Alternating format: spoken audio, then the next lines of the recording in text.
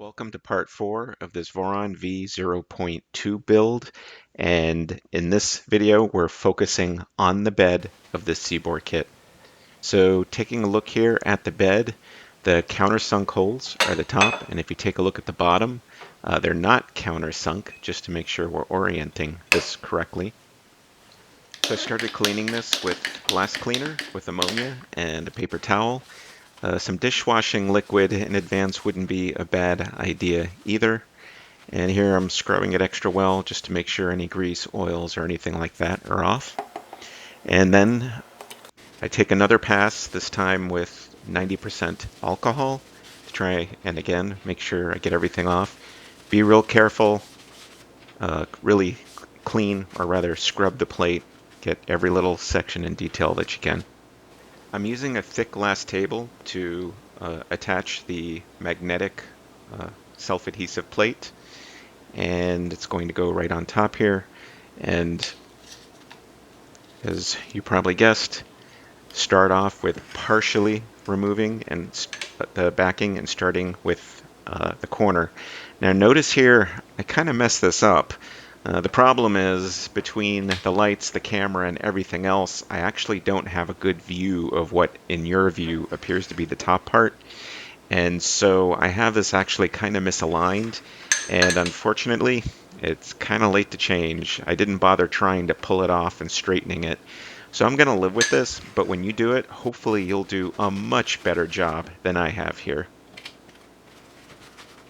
Here I'm unpeeling the backing just little by little, and really slowly rubbing the surface, trying to make sure little by little that there are no air bubbles stuck here. Because when it gets warm or when it gets hot, they'll start to blister and lift the magnet off the plate, and you don't want that to happen. So take your time here and just work your way all the way through.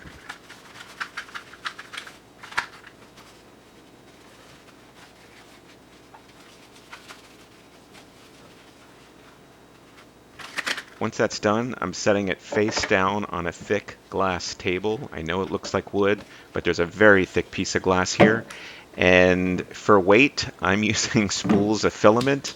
You can use whatever you want to, but let this sit like this at least overnight. In my case, I let it sit for 24 hours. After the adhesive has had time to cure, we will add the heat pad. And so this is basically going to be the same process. Let's make sure we clean this really well to make sure the glue adheres. And then clean it with alcohol. And here I'm thoroughly wiping it down in at least both directions, although there's definitely a grain in terms of how this plate was ground. So the bed plate is 120 millimeters wide approximately by 120 millimeters deep. And the heating pad is 100 millimeters wide and 100 millimeters deep. And so that there's a 20 millimeter difference, obviously, and that means on each and every side, there's a 10 millimeter inset that we want to set up to help align the pad, trying to center it as best I can here. And so here I'm just making the marks rather quickly. Again, it's not absolutely critical that this is super accurate. Make sure the wires are where the double sets of holes are at the back, because that is the back of this bed. And then here I'm just making some marks again to help me align this when I stick this on.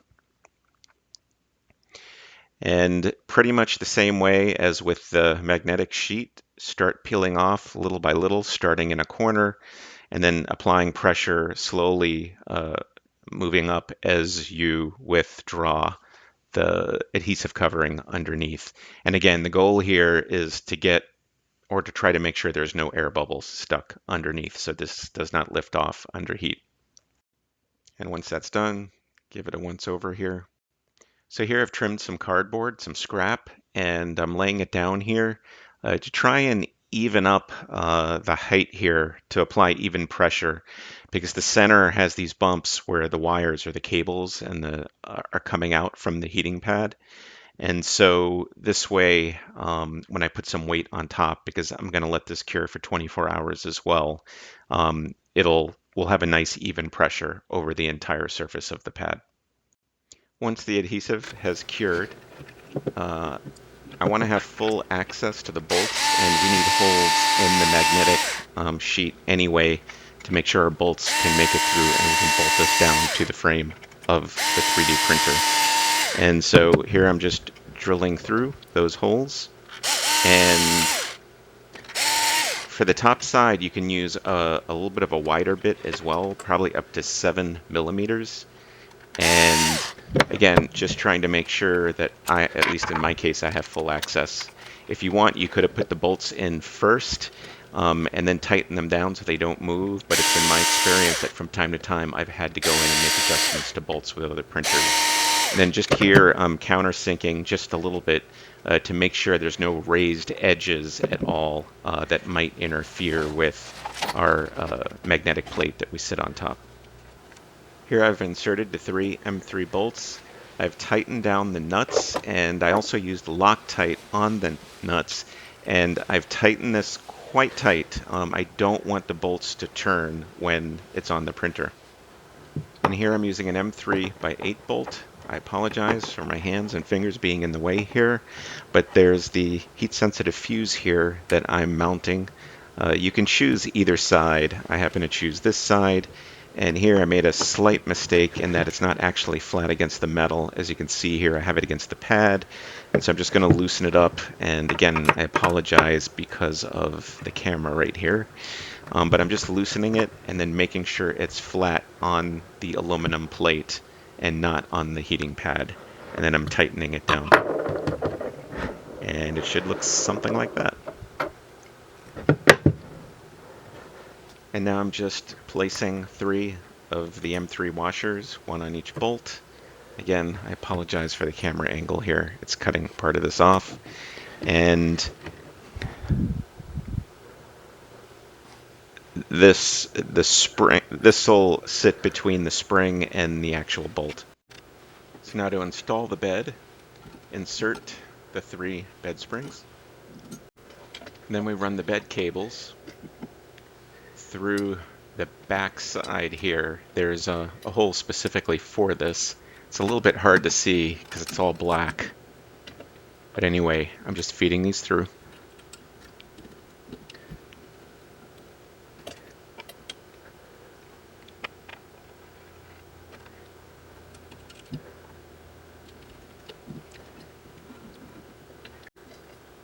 Then take the bed, flip it over, but placing your fingers strategically to stop the washers from falling off the screws, and insert these through the bed springs and into the bed mount. And then you can pull these cables a little bit tighter all the way through the hole in the back.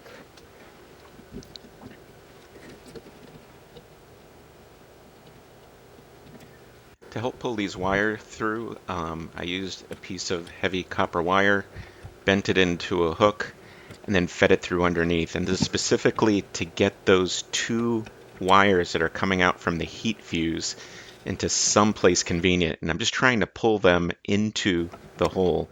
This turned out to be more challenging than I thought it would be. The cables are thick, and they don't bend that easy. But with a little bit of effort, you'll be able to get them in there and hide them. And it's a two-handed operation, that's for sure.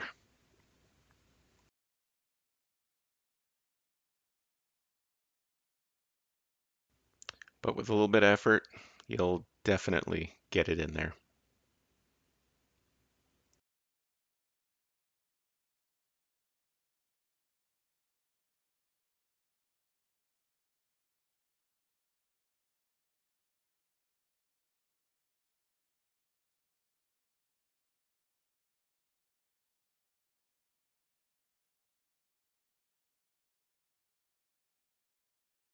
Next, we need to run the cables from the bed that came out the bottom through the cable chain so we can mount them down the side. The problem is these small cable chains don't open up like the larger ones do, and this doesn't fit. It's nice that these are pre-terminated, but they just don't fit. I'm not about to re-terminate them, so I'm just cutting off the ridges on each of the opposite sides.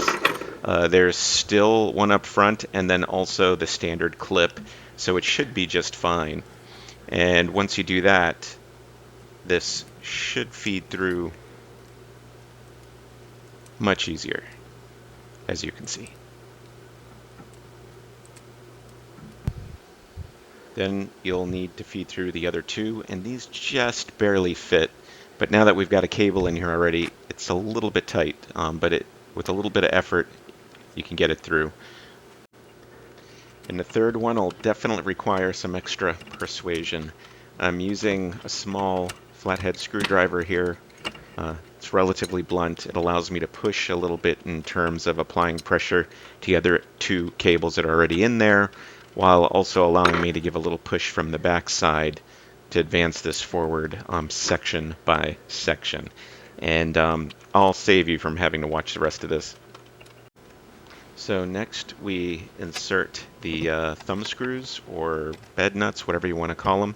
Just give this a little squeeze and then screw this on, and you need to do all three, like so.